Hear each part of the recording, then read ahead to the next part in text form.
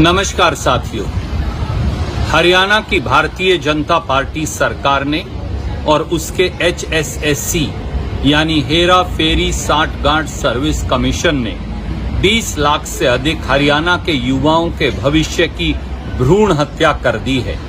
Bharatiya Janata party की मनमर्जी की दुकान ने आज हरियाणा के 25,000 से अधिक लगे हुए ग्रुप हमारे डी के बच्चों की नौकरियों पर तलवार लटका दी, यानी अब उनकी नौकरी बर्खास्तगी की कगार पर है। और लाखों बच्चे जो CET के जंजाल में यानी कॉमन एक्सप्लॉयटेशन टेस्ट जो बन गया है उसके जंजाल में 2019 के बाद उलझा रखे हैं, उन 20 लाख से अधिक युवाओं के भविष्य का क्या होगा। याद करिए, ग्रुप C में 11 लाख से अधिक बच्चे, ग्रुप D में 13 लाख से अधिक बच्चे, इन सब को CET के अंदर फंसा रखा है। परंतु हुआ क्या, आज सुप्रीम कोर्ट ने सोशो इकोनॉमिक के 5 अंकों को सिरे से खारिज कर दिया। इससे पहले पंजाब और हरियाणा हाई कोर्ट की खंडपीठ ने 31 मई 2024 को इसे खारिज कर दिया था। अब उन बच्चों और नौकरियों का क्या होगा। 2 पहलू हैं, आइए देखिए। 2019 में भाजपा सरकार ने पंचायत सेक्रेटरी और अन्य पदों को ये कहकर वापस ले लिया कि अब common admission test, common entrance test CET होगा। 2019 से इन्हें उलझा रखा है। ये कहा था कि हर साल 2 बार CET होगा। 2019 और 2024 के बीच में केवल एक बार 2022 में CET हुआ, 5 और 6 नवंबर 2022 को। न उससे पहले कोई CET हुआ, न उसके बाद कोई CET हुआ। 25 जुलाई 2023 को इसका रिजल्ट आया। CET के एग्जाम में भी क्या हुआ, पंजाब और हरियाणा हाई कोर्ट ने 25 जुलाई 2023 को इस CET एग्जाम को ही सिरे से खारिज कर दिया और कहा नया रिजल्ट बनाया जाए। और उसके बाद 31 मई 2024 को पंजाब और हरियाणा हाई कोर्ट की खंडपीठ ने सोशो इकोनॉमिक मार्क्स को भी खारिज कर दिया। और आज सुप्रीम कोर्ट ने उन खारिज हुए सोशो इकोनॉमिक मार्क्स पर मोहर लगा दी।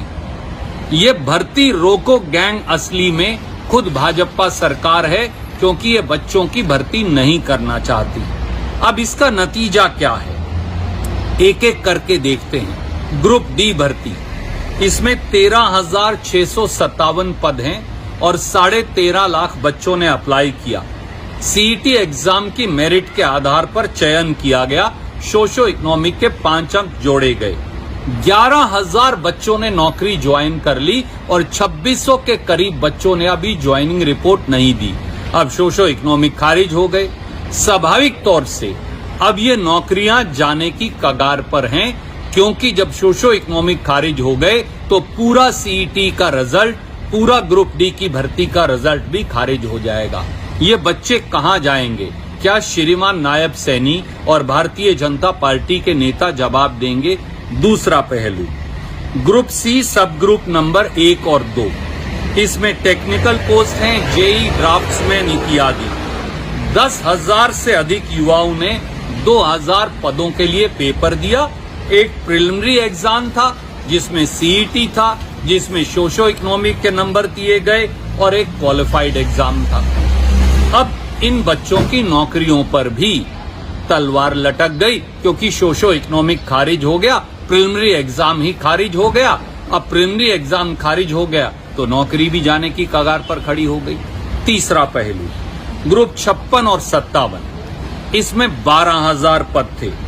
ग्रुप नंबर 56 में योग्यता ग्रेजुएशन और 57 में योग्यता 12वीं पास थी।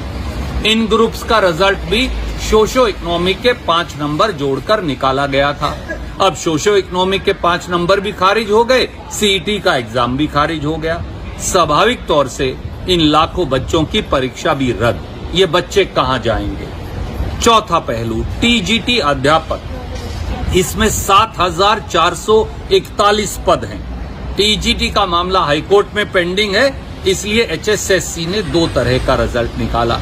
एक रिजल्ट निकाला सोशो इकोनॉमिक के 5 नंबर के साथ, एक रिजल्ट निकाला सोशो इकोनॉमिक के 5 नंबर के बगैर। अब सोशो इकोनॉमिक भी खारिज कर दिया सुप्रीम कोर्ट ने, सीईटी हाई कोर्ट ने खारिज कर दिया, तो इनका रिजल्ट भी खारिज। अब ये भी सारी प्रक्रिया नए सिरे से होगी। इस प्रकार से 20 लाख से अधिक बच्चों की जिंदगी अब जंजाल में फंसी है और इसका कोई जवाब ना श्रीमान नायब सैनी के पास है, ना भाजपा सरकार के पास। मन मर्जी की जो भाजपा की दुकान है, इसने हरियाणा के 20 लाख से अधिक युवाओं की भ्रूण हत्या की और 2019 के बाद सब नौकरियां सिरे से खारिज हो गई। क्या इसका जवाब देंगे? इसका जवाब एक ही है, HSSC हेरा फेरी साठगांठ सर्विस कमीशन को खारिज किया जाए और हरियाणा के मुख्यमंत्री का जो एक नाजायज सरकार चला रहे हैं श्रीमान नायब सैनी जी, अब बच्चों के भविष्य की भ्रूण हत्या करने के लिए जिम्मेवारी लीजिए और इस्तीफा दीजिए। यही एक रास्ता है। जय हिंद, जय हरियाणा।